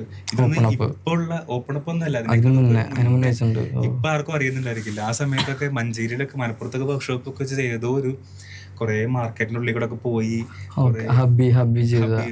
വെട്ടുകടയിലൊക്കെ ഇടയിലൊക്കെ പോയി, അങ്ങനെയൊക്കെയായിരുന്നു ഡാൻസ് ക്ലാസ് ഒക്കെ എടുത്ത്. അങ്ങനെ ഒരു സെഷനായിരുന്നു അപ്പോൾ ഉണ്ടായിരുന്നത്. അപ്പോഴൊക്കെ ഉണ്ടായിരുന്ന സർക്കിൾ അവരൊക്കെ പലരും ഇപ്പോഴും ഡാൻസിങ്ങിലുണ്ട് പല രീതിയിൽ. ഇപ്പോൾ ഇത്രയും വർഷമായി പല രീതിയിൽ ലൈഫ് മാറി. ബട്ട് സ്റ്റിൽ ഡാൻസ് ഇപ്പോഴും നല്ലപോലെ കണ്ടിന്യൂ ചെയ്യുന്നവരുണ്ട്. കണ്ടിന്യൂ ചെയ്യുന്നില്ലെങ്കിൽ പോലും ഭയങ്കരമായിട്ട് സപ്പോർട്ട് ചെയ്യുന്നവരുണ്ട്. ഇതൊക്കെ മൈസെൽഫിൻ്റെ ബാക്ക് ബോൺസ് ആണ് ആ സ്റ്റാർട്ടിങ് സമയത്ത്. അപ്പോൾ സ്റ്റുഡിയോ സ്പേസ് തുടങ്ങുന്നതിന് മുമ്പ് നമുക്ക് സെറ്റ് ഓഫ് സ്റ്റുഡൻസും കാര്യങ്ങളൊക്കെ വേണമല്ലോ. അപ്പോൾ അങ്ങനെ ഞാൻ ആദ്യമായിട്ട് അന്ന് എൻ്റെ ഒരു ഫ്രണ്ട് ഉണ്ട്, എൻ്റെ ക്ലോസ് ഫ്രണ്ടിലേക്ക് മൈസെൽഫ് ആൻഡ് മയൂസിൻ്റെ ഒക്കെ സ്റ്റാർട്ടിങ് സമയത്തുള്ള എല്ലാ ഐഡിയാസും തരുന്ന ക്ലോസ് ഫ്രണ്ടാണ് മുന്ന. നിങ്ങൾക്ക് അറിയണ്ടായിരിക്കും. അപ്പോൾ മുന്നയുടെ ഫ്രണ്ട്സിൻ്റെ കൂടെ ഒരു മംഗൂസ് എന്ന് പറഞ്ഞിട്ടൊരു മംഗൂസ് മീഡിയ എന്ന് പറഞ്ഞിട്ടൊരു ഫോട്ടോഗ്രാഫി സ്റ്റുഡിയോ തുടങ്ങിയിട്ടുണ്ടായിരുന്നു. പുള്ളി പാർട്ടായിരുന്നു. ഞങ്ങൾ കോളേജിലുള്ള സമയത്ത് തുടങ്ങിയതാണ് മംഗൂസ് മീഡിയ. സുഗു, ജിതിനേഷ് ശങ്കർജി, അങ്ങനെ അവരെല്ലാവരും കൂടെ ഉള്ളതായിരുന്നു അന്ന്. അപ്പോൾ അന്ന് അതിനകത്ത് ഒരു ചെറിയ സ്പേസിലാണ് ഡാൻസ് ക്ലാസ് എടുക്കാനായിട്ട് ഞാൻ തുടങ്ങി. ഞാൻ ഫസ്റ്റ് പ്രൈവറ്റ് ബാച്ചസ് കുറെ എടുത്തു തുടങ്ങി. അങ്ങനെ അതിൽ വന്ന ആൾക്കാരാണ് ആഫ്രോ. അതിന് മുന്നേ ഒരു ഫ്രീ വർക്ക്ഷോപ്പിന്റെ പോസ്റ്റർ കണ്ടിട്ടാണ് ഞാൻ വരുന്നത്. ടീച്ചേഴ്സ് ഡേ തന്നെയായിരുന്നു. എന്റെ ചേട്ടൻ പഠിച്ചിരുന്നത് വിദ്യ എഞ്ചിനീയറിംഗ് കോളേജിലായിരുന്നു. അവിടെ കൊറിയോഗ്രാഫറായിരുന്നു സുമേട്ടനാണെങ്കിൽ. അപ്പോൾ അവിടെ ചേട്ടൻ വഴിയാണ് ഞാൻ ഈ പോസ്റ്റർ അറിയുന്നത്. ഈ പോസ്റ്റർ ഫ്രീ വർക്ക്ഷോപ്പ് ഉണ്ട്, ഒരു ദിവസം ഒന്ന് ഡാൻസ് സെറ്റ് ആക്കാം. എനിക്കറിയില്ല ഡാൻസ് എഡ്യൂക്കേഷൻ ഇങ്ങനത്തെ ഒരു കാര്യങ്ങൾ, ഇങ്ങനത്തെ ഒരു സീനിൽ തുടങ്ങുന്നത് ഒന്നും അറിയില്ല സമയത്ത്. അപ്പോൾ ഞാൻ ഡയറക്റ്റ് വരുമ്പോൾ കാണുന്നത് സുമേഷേട്ടൻ എന്നെയാണ് കൺവാസ്റ്റ് കാണുന്നത്, ബക്കറ്റിൽ വെള്ളമൊക്കെ ആയിട്ട് ഇങ്ങനെ കയറി പോകുന്നുണ്ട്. അപ്പോൾ അതന്നെയാണോ ഡാൻസ് ക്ലാസ് എന്ന് മനസ്സിലാവാണ്ട് അങ്ങനെ കയറിപ്പോയപ്പോൾ ഞാൻ വീഡിയോയിൽ കാണുന്നോ അല്ലെങ്കിൽ റിയാലിറ്റി ഷോയിൽ കാണുന്ന പോലത്തെ ഒരു പരിപാടിയല്ല. ഒന്നും ചെയ്യാൻ പറ്റുന്നില്ല. ഞാൻ ഇങ്ങനത്തെ ട്രെക്കിങ്ങൊക്കെ കണ്ടിട്ടാണ് ഡാൻസ് ഇഷ്ടപ്പെട്ട് വന്നത്. പക്ഷേ വന്നപ്പോൾ വെച്ച് കഴിഞ്ഞാൽ കിളി പോയി, ഒന്നും മനസ്സിലാവാനില്ല, ചെയ്യാൻ കിട്ടുന്നില്ല. അപ്പം പഠിക്കാനുണ്ട് കുറേ കാര്യങ്ങൾ അതിൽ നിന്നുള്ള കാര്യം മനസ്സിലായി. അപ്പോൾ അപ്പോഴാണ് ഈ പറഞ്ഞ പോലെ ചെറിയ ചെറിയ ബാച്ചസ് ആയിട്ട് സ്റ്റാർട്ട് ചെയ്യുന്നുണ്ട് ക്ലാസ്സസ് എന്നുള്ള കാര്യം പറഞ്ഞിട്ട്. 4 പേരുള്ളൂ. അത്ര നിൽക്കാനുള്ള സ്ഥലമുള്ളൂ. ഇപ്പൊ നമ്മൾ കാണുന്ന സ്റ്റുഡിയോ ഇല്ല. അന്ന് 6-4 2 മിററും വെച്ച് 5 പേർക്ക് നിൽക്കാം മാക്സിമം. അന്നാണ് ഇപ്പൊ സാരംഗ് കാണുന്നത്. ആശ അവരൊക്കെ ദാസൻ, അവരൊക്കെ പാലക്കാട് നിന്ന് ക്ലാസ് ഒക്കെ കട്ട് ചെയ്തിട്ട്, ദാസനൊക്കെ നുണ പറഞ്ഞു വന്നിരുന്നു ഓർമ്മ, ദാസന്റെ പണ്ടത്തെ കഥ. അങ്ങനെയൊക്കെയാണ് നമ്മള് പ്രൈവറ്റ് ക്ലാസ്സൊക്കെ സ്റ്റാർട്ട് ചെയ്ത് പിന്നെ സ്റ്റുഡിയോ സ്പേസിലോട്ട് മാറി ഫസ്റ്റ് ബാച്ച് ആയിട്ട് വന്നു. പിന്നെ എനിക്ക് തോന്നുന്നു മൈസെൽഫിന്റെ പിന്നത്തെ ജേർണി പറയാനായിട്ട് ഏറ്റവും കറക്റ്റ് എന്ന് പറയുന്നത് DDF-നെ ബേസ് ചെയ്ത് പറയായിരിക്കും നല്ലതെന്ന് തോന്നുന്നു. ഫസ്റ്റ് DDF ആണ് ഇനാഗുറേഷൻ നമ്മൾ നടത്തിയത്. ഫസ്റ്റ് DDF എന്ന് പറയുന്നത് ഡിസംബർ ഡാൻസ് ഫെസ്റ്റ്. അറിയാത്തവർക്ക് വേണ്ടിയിട്ട് ഡിസംബർ ഡാൻസ് ഫെസ്റ്റ് എന്ന് പറയുന്ന നമ്മുടെ ഇവന്റോട് കൂടിയാണ് നമ്മൾ ഇനോഗ്രേറ്റ് ചെയ്ത് സ്റ്റാർട്ട് ചെയ്യുന്നത്. ആദ്യത്തേല് ശ്രീതാശാൻ ഉണ്ടായിരുന്നു, പിന്നെ നമ്മുടെ കുക്കു, നാസിഫ്, വിഷ്ണു ഗ്രൂവി, അങ്ങനെയുള്ള ആൾക്കാരൊക്കെ വെച്ചിട്ടായിരുന്നു ഫസ്റ്റത്തെ. പ്രണവ് ഉണ്ടായിരുന്നല്ലേ? ഉണ്ടായിരുന്നു, എനിക്ക് ഓർമ്മയില്ല. പ്രണവ് ഉണ്ടായിരുന്നില്ല. എനിക്ക് ഓർമ്മ. പോസ്റ്റ് ഓർമ്മ ഇത്ര വർഷമായില്ലേ. ഓക്കെ. അപ്പോൾ അങ്ങനെ DDF സ്റ്റാർട്ട് ചെയ്ത് പിന്നെ നോർമൽ ക്ലാസ്സസ്. അപ്പോൾ നേരത്തെ അനുരാഗ് പറഞ്ഞ പോലെ വിദ്യ എഞ്ചിനീയറിംഗ് കോളേജ് ഇതിനകത്ത് ഒരു വലിയൊരു പാർട്ടായിരുന്നു. കാരണം അതിനു വേണ്ടി കൊറിയോ ചെയ്യാൻ വേണ്ടിയിട്ടാണ്. അതിന് മുന്നേ കൊറിയോസ് ചെയ്തിട്ടുണ്ട്. ഇപ്പം ഞാനും ജിഷ്ണും കൂടുതലായിട്ട് വർക്ക് ചെയ്തതും ഞങ്ങൾ തമ്മിൽ കൂടുതൽ ജെല്ലായതും എല്ലാം ഡി അഡിക്ഷൻ അതുപോലെ GEC ഈ 2 കോളേജിൻ്റെ കൊറിയോഗ്രഫീസ് ചെയ്യുന്ന സമയത്താണ്. അന്ന് നമ്മൾ ഒരുപാട് റെഫറൻസ് വീഡിയോസ് കാണായിരുന്നു. കാരണം അന്ന് കോളേജ് ക്രൂ ചെയ്യാന്ന് പറയുമ്പോൾ എന്തെങ്കിലും ഡിഫറൻസ് കൊണ്ടുവരണം എന്നുള്ളൊരു കാര്യം ഉള്ളതുകൊണ്ട് കുറേ വീഡിയോസ് കാണും. കുറേ വീഡിയോസ് കാണുമ്പോൾ അതിനകത്ത് കാണുന്ന കുറേ കാര്യങ്ങളിൽ ഞങ്ങൾ കണ്ട് ഞങ്ങളുടെ ഇഷ്ടങ്ങൾ സെയിമാണ്. അപ്പോൾ ചില പാട്ട് കേൾക്കുന്ന സമയത്ത് ഇവിടെ ഇങ്ങനത്തെ ഒരു സംഭവം ചെയ്യാം, അല്ലെങ്കിൽ അതുപോലത്തെ ഒരു മൂവ്മെന്റ് ഇവിടെ ചെയ്യാം, ആ മ്യൂസിക്കാലിറ്റി ഇവിടെ എടുക്കാം, ആ പ്രോപ്സ് ഇവിടെ യൂസ് ചെയ്യാം, ഇങ്ങനെ കുറേ കാര്യങ്ങളൊക്കെ വന്നു. കുറേ പേര് ചോദിക്കാറുണ്ട് ഇപ്പോൾ ജിഷ്ണുവിനായിട്ടുള്ള ഇതെങ്ങനെയാണെന്നൊക്കെ. അത് ആക്ച്വലി ഇതാണ് കാരണം, ഡാൻസ് വീഡിയോസ് ആണ് ഇങ്ങനെ കുറേ കാര്യങ്ങൾ നമ്മളിങ്ങനെ സെറ്റാക്കിയിട്ടുള്ളത്. ദെൻ അങ്ങനെയാണ് ഇപ്പോൾ മൈസെൽഫിൻ്റെ ഒരു പോക്ക്. പിന്നെ പറയുകയാണെന്നുണ്ടെങ്കിൽ പിന്നെ എല്ലാത്തിൻ്റെയും പാർട്ട് നിങ്ങളാണ്. പിന്നെ നിങ്ങളാണ് ബാക്കി പറയേണ്ടത്. കാരണം സ്റ്റുഡൻസ് ആയിട്ട് ജോയിൻ ചെയ്ത് പിന്നെ നമ്മൾ എല്ലാ ശനിയും ഞായറും കണ്ടുമുട്ടിയ ആൾക്കാരായിരുന്നു നമ്മൾ. അത് കഴിഞ്ഞ് പിന്നെ നിങ്ങളാണ് ക്രൂ മെമ്പേഴ്സ് ആയത്. ഗേൾ ഫ്രണ്ട്, റണ്ടക്ക, മേരി ഗല്ലിമേ, മിർച്ചി, അങ്ങനെ പല പല പെർഫോമൻസുകളൊക്കെ ചെയ്ത് ക്രൂ ആയതും വീഡിയോ എഡിറ്റിംഗ് തുടങ്ങിയതും എല്ലാം അങ്ങനെയാണ്. ബാക്കി പറയേണ്ടത് നിങ്ങളാണ്. എങ്ങനെയാണ് പിന്നെ അവിടെ നിന്ന് അങ്ങോട്ടുള്ള മൈസെൽഫിൻ്റെ ജേർണി നിങ്ങളുടെ ഒരു പോയിന്റ് ഓഫ് വ്യൂവിൽ എങ്ങനെയാണ്? എപ്പോഴും തുടങ്ങും DDF തുടങ്ങാം. ഫസ്റ്റ് DDF ഞാൻ ആക്ച്വലി ഡാൻസ് സ്റ്റൈല് പഠിക്കണം എന്നുള്ളൊരു ആഗ്രഹം കൊണ്ട് തന്നെയാണ് വന്നത്. ഇപ്പോൾ ഡി അഡിക്ഷൻ്റെ കുറേ കണ്ടിട്ടാണ് നിങ്ങളെ പറ്റിയിട്ട് അറിയണം. മുന്നേ റിയാലിറ്റി ഷോ കണ്ടിട്ടുണ്ട്. ഇപ്പോൾ ജിഷ്ണുകാരനായാലും എൻ്റെ നാട്ടിലുള്ള ആളാണ്, പക്ഷെ പരിചയമില്ല. അപ്പോൾ റിയാലിറ്റി ഷോ കണ്ടിട്ടുണ്ട്, അമൃത TV D4 ഡാൻസിൽ ബാക്ക്ഗ്രൗണ്ട് കളിക്കണമായാലും അതൊക്കെ കണ്ടിട്ടുണ്ട്. അപ്പോൾ ഇങ്ങനെ ഈ സ്റ്റൈൽസ് ട്രെയിൻ ചെയ്യണ്ടെന്ന് അറിഞ്ഞപ്പോഴാണ് അത് പഠിക്കണം എന്നുള്ള ആഗ്രഹം കൊണ്ട് അങ്ങനെ മംഗൂസിലേക്ക് വരണം പ്രൈവറ്റ് ക്ലാസ് അറ്റൻഡ് ചെയ്യാൻ വേണ്ടിയിട്ട്. പിന്നെ DDF വന്നു. അതിലെല്ലാവരും ഇപ്പോൾ അന്ന് റിയാലിറ്റി ഷോയിൽ D4 ഡാൻസ് കഴിഞ്ഞ സമയം എന്തായിരുന്നു തോന്നുന്നു. അപ്പോഴാണ് കുക്കു, ജെറി ഇവരെ കണ്ടാണ് ഡാൻസ് കൂടുതൽ ചെയ്യണം എന്നുള്ളൊരു തോട്ട് തന്നെ ചെയ്യാൻ തുടങ്ങിയത്. അല്ലെങ്കിൽ സ്റ്റെപ്പ് അപ്പ് മൂവി കണ്ടിട്ടുള്ള അത്ര പരിചയമല്ലേ ഉള്ളൂ. പിന്നെ റിനോഷ്, അവരെ കണ്ടാണ് ഈ ഒരു നമുക്കും ചെയ്യാൻ പറ്റുന്നുള്ള ഒരു സാധനം ഇവിടെ ഇങ്ങനത്തെ ആൾക്കാരുണ്ടെന്നുള്ള ഐഡിയ കിട്ടിയത്. അപ്പോഴാണ് അത് പഠിക്കണം എന്നുള്ളൊരു സംഭവം വന്നു തുടങ്ങിയത് എനിക്ക്. അപ്പോൾ ഫസ്റ്റ് DDF എങ്ങനെ ഉണ്ടായിരുന്നു നിനക്ക്? അപ്പൊ അങ്ങനത്തെ ഒരു ഇത്രയധികം ഡാൻസേഴ്സ് ആയിട്ടുള്ള ഒരു ലേണിംഗ് പരിപാടി ഇപ്പൊ ആദ്യമായിട്ടല്ല ഉണ്ടായിരുന്നു? അതെ, ആദ്യമായിട്ടാണ്. അതപ്പോ എങ്ങനെ ഉണ്ടായി? അത് ലൈക്ക് കൊറിയോഗ്രാഫി ആയിരുന്നു നിങ്ങൾ പഠിപ്പിച്ച ജിഷ്ണും കൂടെ ദോസ്ത്. അപ്പൊ അത് സ്റ്റെപ്പൊക്കെ കിട്ടി, പക്ഷെ പെർഫോം ചെയ്യണമെന്ന് അങ്ങനെ പറ്റിയിട്ടൊന്നും ഉണ്ടായില്ല. കുറച്ച് വെള്ളിയൊക്കെ ഇടുക ചെയ്തു നൈസായിട്ട്. അതിഥി ഉണ്ടായിരുന്നു എൻ്റെ കൂടെ, ആദർശൊക്കെ ആ സമയം ടീം ഗാങ് എന്നത് കഴിഞ്ഞു. പിന്നെ ശ്രീതാസനായാലും അന്ന് സംസാരിച്ചപ്പോൾ ആളുടെ കുറേ ബാക്ക് സ്റ്റോറി പറഞ്ഞു, ആളിങ്ങനെ ഡാൻസ് തുടങ്ങി. അപ്പം അതൊക്കെ ഒരു ആളുടെ ഒരു ഇപ്പോൾ പഴയ അന്നത്തെ കാലത്തെ പുള്ളിയുടെ ഓരോ സ്ട്രഗിൾസും പുള്ളി എങ്ങനെയാണ് അന്ന് മറ്റേ പാട്ട് കേൾക്കാനുള്ള അവസ്ഥ പോലും ഇല്ലാത്തൊരു, കാരണം കാസറ്റിൽ അല്ലെങ്കിൽ റേഡിയോയിൽ വരുമ്പോഴാവും കേൾക്കുന്നുണ്ടാവുക. അതൊക്കെ കേട്ടപ്പോൾ ഭയങ്കര ഇൻസ്പയറിങ് ആയിരുന്നു. പിന്നെ റിയാലിറ്റി ഷോയിലെ ആൾക്കാരായാലും അവരുടെ ഒരു ഡാൻസ് ജേണിയൊക്കെ നമുക്ക് കുറച്ചും കൂടെ കണക്ട് ചെയ്യാൻ പറ്റുന്നുണ്ടായിരുന്നു അപ്പോഴേ. ഈ പറഞ്ഞ പോലെ തന്നെ അന്ന് ചെറിയൊരു സെറ്റപ്പിൽ മംഗൂസ് മീഡിയയിൽ ക്ലാസ് എടുത്തോർന്ന് പെട്ടെന്ന് മാറിയിട്ട് സ്റ്റുഡിയോ ഞാനപ്പോഴാണ് ഫസ്റ്റ് കാണുന്നത്. അതിന് മുന്നേ അതിന്റെ വർക്കിംഗ് പ്രോസസ് അതൊന്നും ഞാൻ ഇത്രയും കമ്പനിയൊന്നും ആയിട്ടില്ല. കൊണ്ട് തന്നെ സ്റ്റുഡൻസ് ഭയങ്കര പേടി അങ്ങനെയായിരുന്നു, മറ്റേ ചേട്ടന്മാർ അങ്ങനെയായിരുന്നു. അത് കഴിഞ്ഞിട്ട് നേരെ വന്ന് ഇങ്ങനെ വലിയൊരു സ്പേസ് കാണുകയാണ്. അന്ന് ഇനോഗ്രേഷനാണ്, നിറച്ച ആൾക്കാരുണ്ട്. അപ്പോൾ വെച്ച് കഴിഞ്ഞാൽ ഭയങ്കര പുതിയൊരു എക്സ്പീരിയൻസ്. അത് കുറേ ഡാൻസേഴ്സ്, പല ടൈപ്പ് ഡാൻസേഴ്സ്, ഇതുവരെ കണ്ടിട്ടില്ലാത്ത സ്റ്റൈൽ, ക്രംബ് എന്ന് പറയുന്ന സ്റ്റൈല്. അപ്പോൾ അതൊക്കെ അന്ന് കണ്ട് ചെയ്യുന്നു. അങ്ങനെ പേടിച്ചു. പിന്നീട് അതിനെക്കുറിച്ച് സംസാരിക്കുന്ന സെഷൻസിലാണ് കുറേ കാര്യങ്ങൾ ഐഡിയാസ് മനസ്സിലാവുന്നത്. ഈ പറഞ്ഞ പോലെ ശ്രീതാശനാണെങ്കിലും പേരനാണെന്നുണ്ടെങ്കിൽ എല്ലാവരും അവരുടേതായ കാര്യങ്ങൾ പറയലും അതുപോലെ ഡാൻസുമായി ബന്ധപ്പെട്ട് കുറേ സംസാരിക്കുന്നുണ്ടായിരുന്നു. അപ്പം അതിന് കുറേ ഐഡിയാസും കാര്യങ്ങളൊക്കെ കിട്ടി.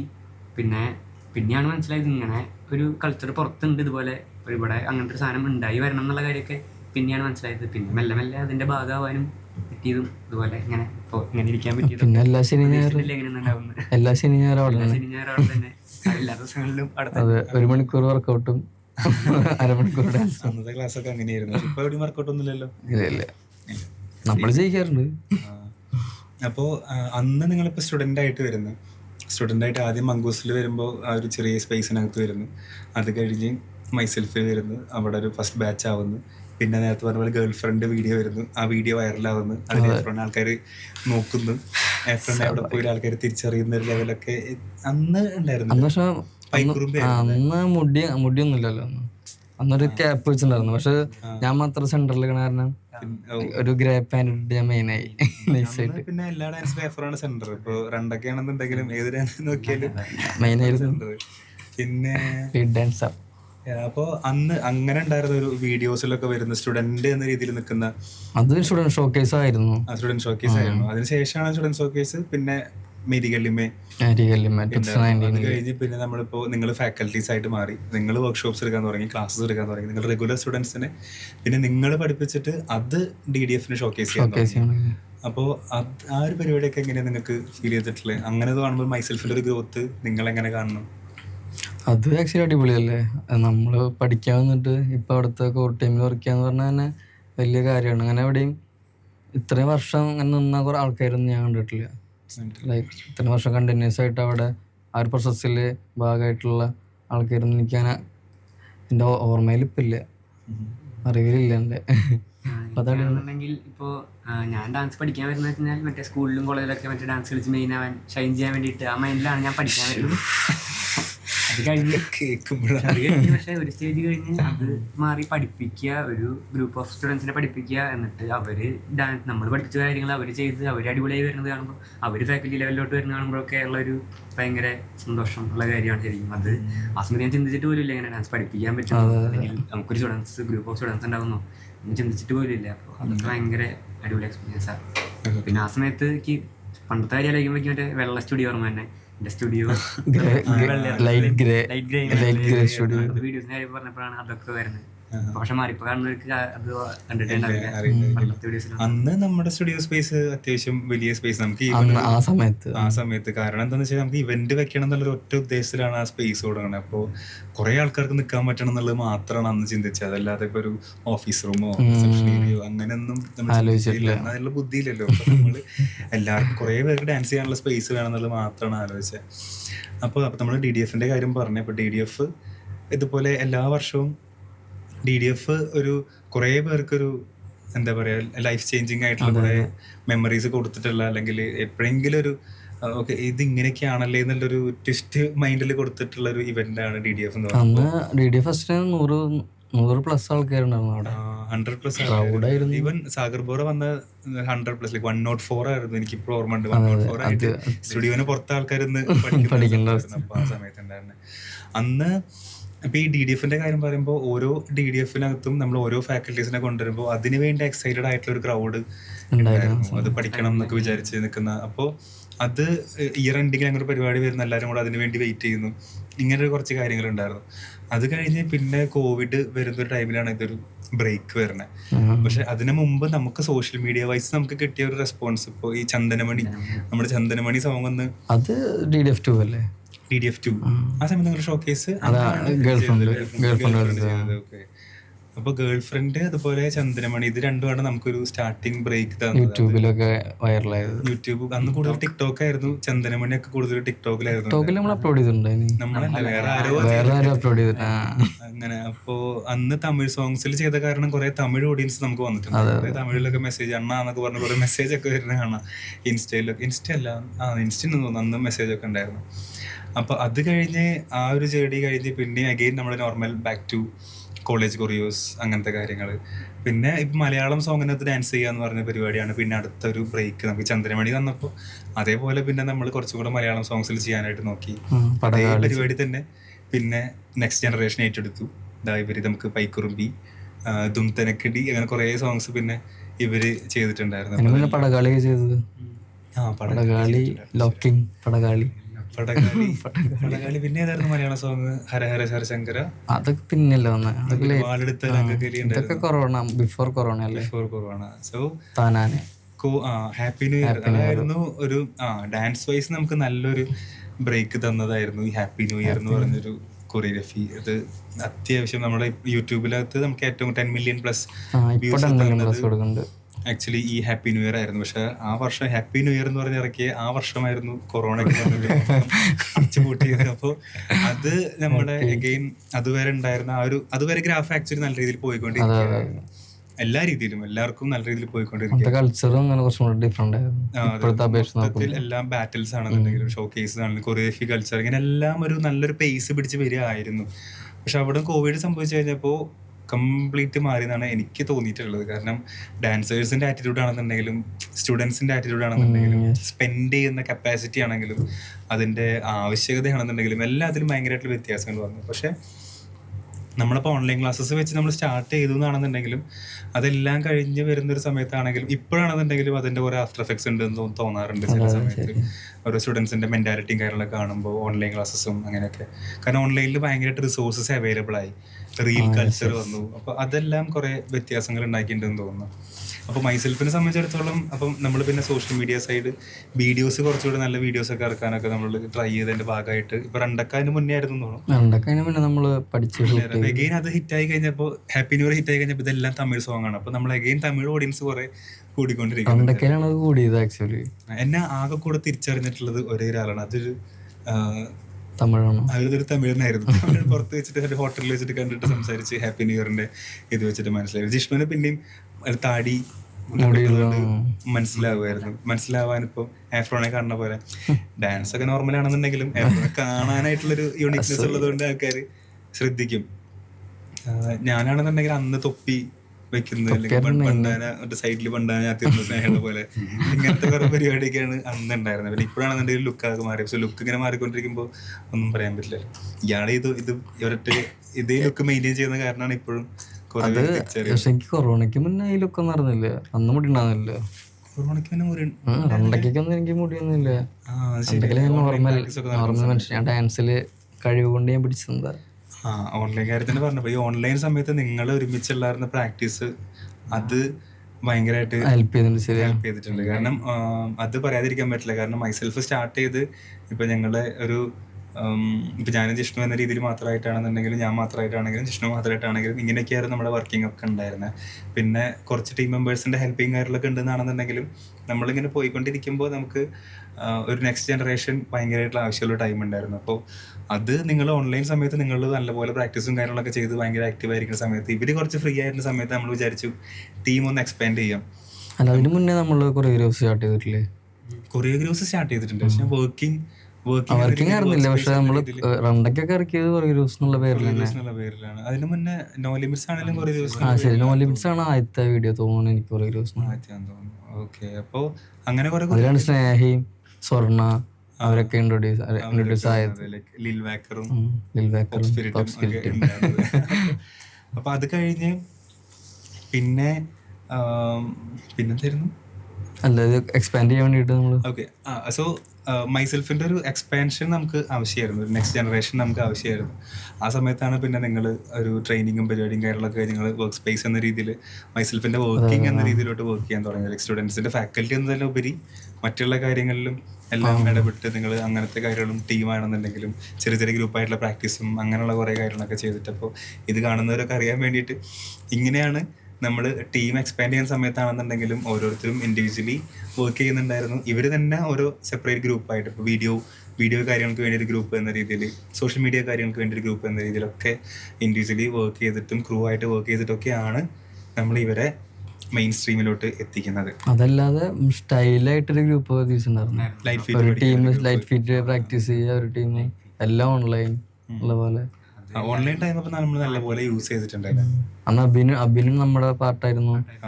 V7 ലെവല് അമ്മമാരും നമ്മുടെ കൂടെ ഉണ്ടായിരുന്നു. സോ V7 ഇപ്പോൾ ഉള്ള V7 ക്രൂ ആണെന്നുണ്ടെങ്കിലും ഗ്രൂസ് ആൻഡ് മൂവ്സ് ഇവരൊക്കെ നമ്മുടെ കൂടെ ഉണ്ടായിരുന്നവരാണ്, ഇപ്പോഴും ഉള്ളവരാണ്. പക്ഷേ ലൈക്ക് സെപ്പറേറ്റ് ആയിട്ടുള്ള ക്രൂസിനും കൂടെ റെപ്രസെന്റ് ചെയ്ത് അല്ലെങ്കിൽ അവരുടേതായ രീതിയിലും കൂടെ ഡാൻസിനെ മുന്നോട്ട് കൂടുതൽ നല്ല രീതിയിൽ കൊണ്ടുപോകുന്ന ആളുകളാണ്. കൂടുതലും വേറെ രീതിയിലാണ്, കാരണം ഡാൻസ് പല രീതിയിലാണല്ലോ പോയിക്കൊണ്ടിരിക്കുന്നത്. ഓക്കെ. അപ്പോൾ അപ്പോൾ ടീമിൻ്റെ എക്സ്പാൻഷൻ, ലൈക്ക് മൈസെൽഫ് എക്സ്പാൻഷൻ എന്ന രീതിയിൽ പറയുമ്പോൾ നിങ്ങളുടെ ഫാക്കൽറ്റീസ് എന്ന രീതിയിലാണെന്നുണ്ടെങ്കിലും നിങ്ങൾ നമ്മുടെ സ്റ്റുഡൻസിനെ പഠിപ്പിക്കുന്ന കുറച്ച് കാര്യങ്ങൾ, പിന്നെ നിങ്ങൾ വീഡിയോസ് ഇറക്കുന്നു, നമ്മുടെ റംസാൻ്റെ കൂടെയൊക്കെ നമ്മൾ കൊളാബ് വീഡിയോസൊക്കെ ചെയ്യുന്നു, പിന്നെ കൊളാബ് വർക്ക്ഷോപ്സ് ഇപ്പോൾ ആഫ്രോ സാരംഗിനായിട്ട് ചെയ്യുന്നു, ആഫ്രോ ഏണസ്റ്റിനായിട്ട് ചെയ്യുന്നു. ഇങ്ങനെയുള്ള കുറേ കൊളാബറേഷൻസ്, ഇപ്പോൾ ലോക്കിംഗ് വൈസ് ആണെന്നുണ്ടെങ്കിൽ കുറേ വീഡിയോസ്, ഇങ്ങനെയുള്ള കുറേ കാര്യങ്ങളിലൂടെയാണ് നിങ്ങളൊരു ഫാക്കൽറ്റി എന്ന ടാഗിലൊക്കെ വരുന്നത് അല്ലേ. അപ്പോൾ അത് ശരിക്കും ആവശ്യമാണ് എന്ന് തോന്നിയിട്ടുണ്ടോ? അതോ അതല്ലാതെ തന്നെ നിങ്ങൾക്ക് നോർമലി പഠിപ്പിക്കാം? അത് ഹെൽപ്പ് ചെയ്തിട്ടുണ്ടോ നിങ്ങളുടെ ഒരു ടീച്ചിങ് കരിയറിൽ? എന്തായാലും ഹെൽപ്പ് ചെയ്തിട്ടുണ്ട്. ഈ വർക്ക്ഷോപ്സ് ആണോ ചോദിച്ചാൽ? ആ ഒരു ജേണി ഉണ്ടല്ലോ, ലൈക്ക് വീഡിയോസ് ചെയ്യുന്നു, ചെറിയ ചെറിയ കാര്യങ്ങൾ, കൊളാബറേഷൻസ് ചെയ്യുന്നു, ഇങ്ങനെയുള്ള കുറെ കാര്യങ്ങൾ. നമുക്ക് ക്ലാസ് അറ്റൻഡ് ചെയ്തൊരു എക്സ്പീരിയൻസ് ഉണ്ടല്ലോ. പിന്നെ നമ്മൾ കുറേ ഇവന്റ്, എത്രയോ ഇവന്റ് ആ സമയത്ത് വെച്ചിട്ടുണ്ട്. ഇപ്പോഴല്ല, ബിഫോർ കൊറോണ നമ്മൾ കുറേ ഫാക്കൽറ്റീസ് ഡാൻസ് ബിഫോർ സ്റ്റൈൽ, അത് ഡീപ്പ് പറഞ്ഞില്ലേ, ഡീപ്പ് കുറേക്കിന്റെ പിന്നെ വന്നതാ അല്ലേ. ഡീപ്പിലാണ് അഭിനൊക്കെ, V7 ആയാലും അവരൊക്കെ നമ്മുടെ അടുത്തെത്തണത് ഡീപ്പിലാണ്. ഡീപ്പ് ഇതുപോലെ കുറെ പേർക്ക് ഡാൻസ് കുറച്ചും കൂടെ സീരിയസ് ആക്കി എടുക്കണം എന്ന് ആഗ്രഹിക്കുന്ന കുറെ പേരുണ്ട്. അപ്പൊ അങ്ങനെയാണ് നമ്മൾ ഡീപ്പ് എന്ന് പറഞ്ഞൊരു കോഴ്സ് ആയിട്ട് ഡാൻസ് തന്നെ അന്ന് കേരളത്തിൽ അങ്ങനെ ഒരു സംഭവമില്ല. അന്ന് 2 മാസത്തെ കോഴ്സായിരുന്നു. അന്ന് 2 month കോഴ്സ് എന്ന രീതിയിൽ നമ്മൾ ഡീപ്പ് ഇൻട്രൊഡ്യൂസ് ചെയ്തു. ഇപ്പൊ അത് 1 month കോഴ്സ് ആയിട്ട് ഇപ്പൊ കറന്റ്ലി കഴിഞ്ഞു. ഇപ്പൊ ഡീപ്പ് നടന്നുകൊണ്ടിരിക്കുകയാണ്. അപ്പോൾ അത് ഇതുപോലെ കുറെ നല്ല ഡാൻസേഴ്സിനെ ഹെൽപ്പ് ചെയ്തിട്ടുണ്ട്. V7 ആണെന്നുണ്ടെങ്കിൽ അതിനകത്തുണ്ട്. നേരത്തെ പറഞ്ഞ അഭിനാണെങ്കിലും ജാനാണെങ്കിലും എല്ലാവരും അതിലുണ്ടായിരുന്നവരാണ്.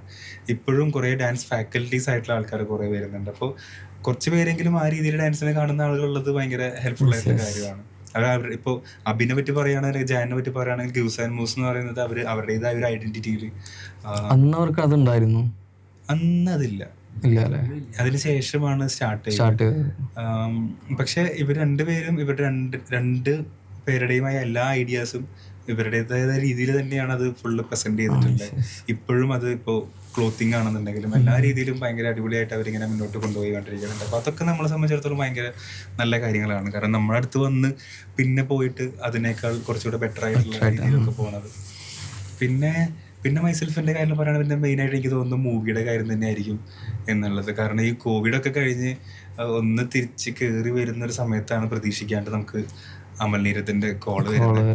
അവിടുന്ന് പിന്നെ എനിക്ക് തോന്നുന്നു മൈസെൽഫിന്റെ മൊത്തം കരിയർ ഒന്ന് ഇങ്ങനെ മാറ്റിവെച്ച പരിപാടിയാണ്, തിരിച്ചു പിടിച്ച പരിപാടിയാണ് ഭീഷ്മപർവം എന്ന് പറയുന്നത്.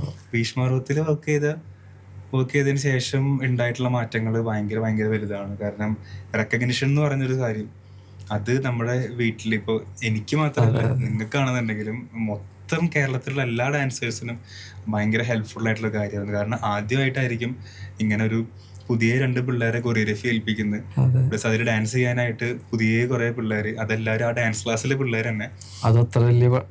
ഇത്ര വലിയൊരു എന്താ ടീം, അമലേട്ടൻ, മമ്മൂട്ടി, ഇങ്ങനത്തെ ടീമിന്റെ കൂടെ അത് അമലേട്ടൻ അത് നമുക്ക് തന്നൊരു ഗിഫ്റ്റാണ്. അത് അങ്ങനെ കിട്ടിയത് കൊണ്ടാണ് കേരളത്തിലുള്ള ഒരുപാട് മാറ്റങ്ങൾ ഉണ്ടായെന്ന് വിശ്വസിക്കാൻ. ഇപ്പോഴും നമുക്ക് എവിടെ പോയി കഴിഞ്ഞാലും ഫസ്റ്റ് പറയാൻ പറ്റുന്ന ഒരു കാര്യം അല്ലെങ്കിൽ നമ്മുടെ ഐഡന്റിറ്റി നമുക്ക് തന്നത് ഭീഷ്മപർവമാണ്. ഡാൻസ് കളിച്ചതിന്റെ പേരിൽ പോസ്റ്റർ ഇറക്കി, വാട്സാപ്പ് ഗ്രൂപ്പിൽ പോസ്റ്റർ ഉണ്ടായിരുന്നില്ല. അതില് എന്റെ ലാസ്റ്റ് അല്ലേ വന്നേ? അല്ല, രണ്ടിലും ഉണ്ടാവൻ. നിങ്ങൾ രണ്ടുപേരും പർദീസയിൽ, രതിപുഷ്പുണ്ട്. ഞാൻ പർദീസയില്ല, രതിപുഷ്പത്തിലുള്ള കാരണം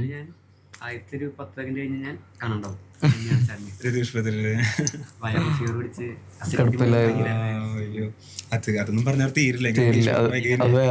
എപ്പിസോഡായിട്ട് പറയേണ്ടി വരും. ഭീഷ്മപർവം, രതിപുഷ്പം, പർദീസ എക്സ്പീരിയൻസ് കാര്യമില്ല. കാരണം കുറെ പ്രാക്ടീസ് ചെയ്യാനുള്ള കുറെ ദിവസങ്ങൾ ഉണ്ടായിരുന്നു, കുറെ കോമഡികൾ ഉണ്ടായിരുന്നു. അതെ, പക്ഷെ നമുക്ക് ആള് വിളിക്കാൻ കാരണം നമ്മുടെ വീഡിയോസ് തന്നെ കണ്ടിട്ടല്ലേ. ആള് ഒന്ന് ഹാപ്പി ന്യൂ ഇയർ ആണ്, പിന്നെ സ്റ്റൈല് അത് രണ്ടുമാണ് ആള് എടുത്തു പറഞ്ഞിട്ടുള്ള കുറച്ച് കാര്യങ്ങൾ. പക്ഷെ എല്ലാവരും കണ്ടു എന്ന് പറഞ്ഞു. എല്ലാവരും കണ്ടു. ജ്യോതിർമയി ആണ് ഫുള്ള് കാണിച്ചു കൊടുത്ത് ഒരുമിച്ച് കണ്ടു എന്നൊക്കെ പറഞ്ഞിട്ടുണ്ട്, എല്ലാ വീഡിയോസിൽ നിന്ന് കാണുന്നൊക്കെ പറഞ്ഞു.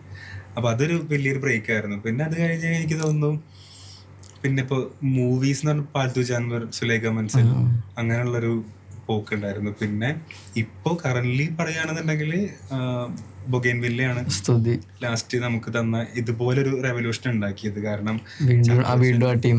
വീണ്ടും സെയിം ടീം തന്നെ. പക്ഷെ എനിക്ക് തോന്നുന്നു ചാക്കോച്ചൻ എന്ന് പറഞ്ഞൊരു ഇമ്പാക്റ്റും ജ്യോതിർമയുടെ തിരിച്ചുവരവ്, ഈ 2 കാര്യങ്ങൾ അതിന് ഭയങ്കരമായിട്ട് എക്സ്ട്രാ ഹൈപ്പ് കൊടുത്തിട്ടുണ്ട്.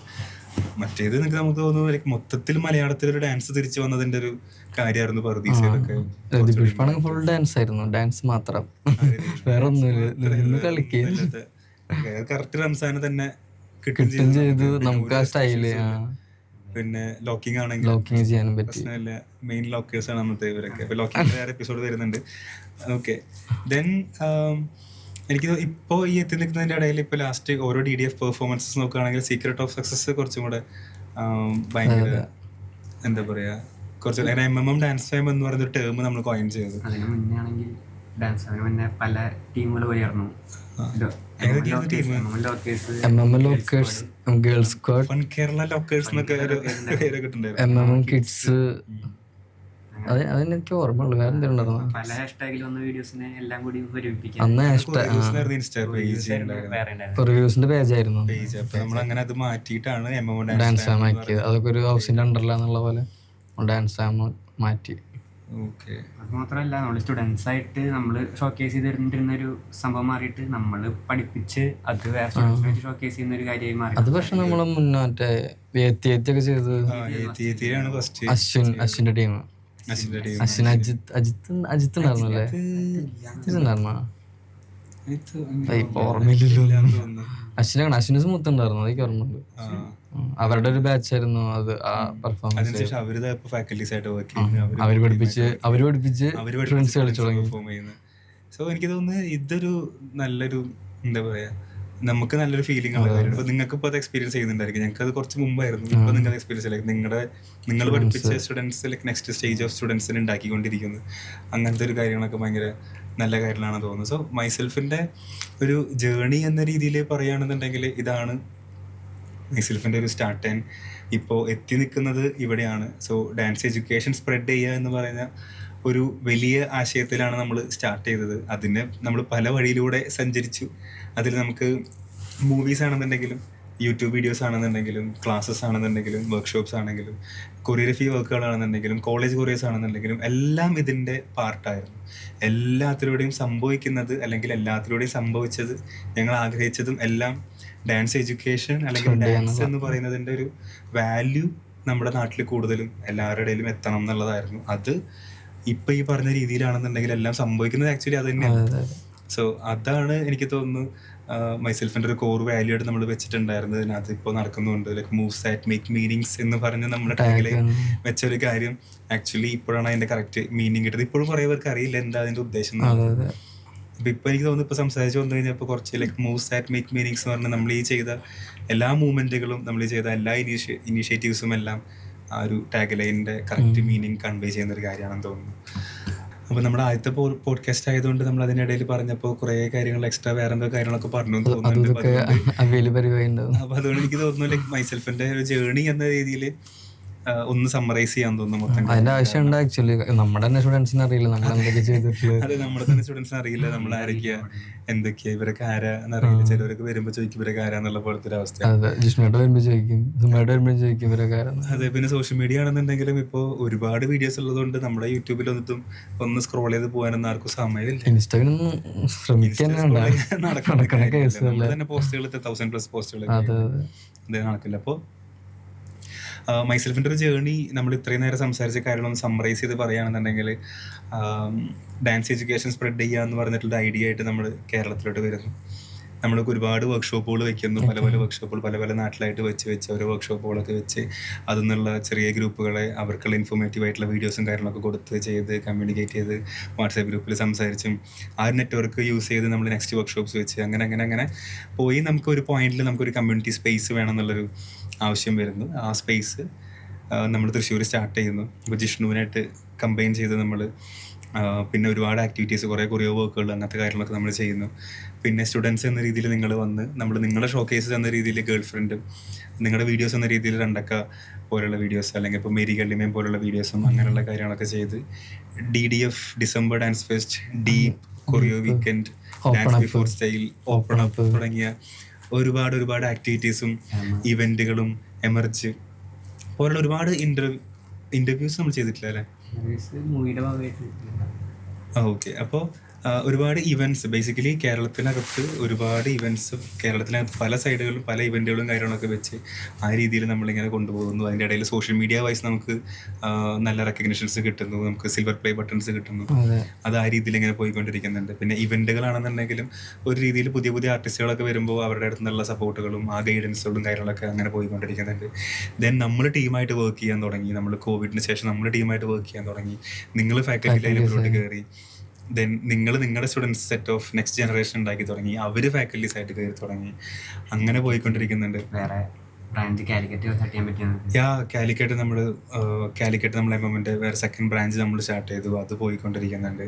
ദെൻ ഓൺലൈനായിട്ടുള്ള ക്ലാസ്സസ്, ഓൺലൈനായിട്ടുള്ള ക്യാമ്പുകൾ, അങ്ങനത്തെ കാര്യങ്ങളൊക്കെ നമ്മൾ ചെയ്യുന്നു. പിന്നെ മൂവീസിലോട്ട് വന്നതോടുകൂടെ ഇപ്പോൾ സ്റ്റേറ്റ് അവാർഡ് കിട്ടുന്നു നമുക്ക്. മഴവിൽ മനോരമയുടെ അവാർഡ് കിട്ടുന്നു.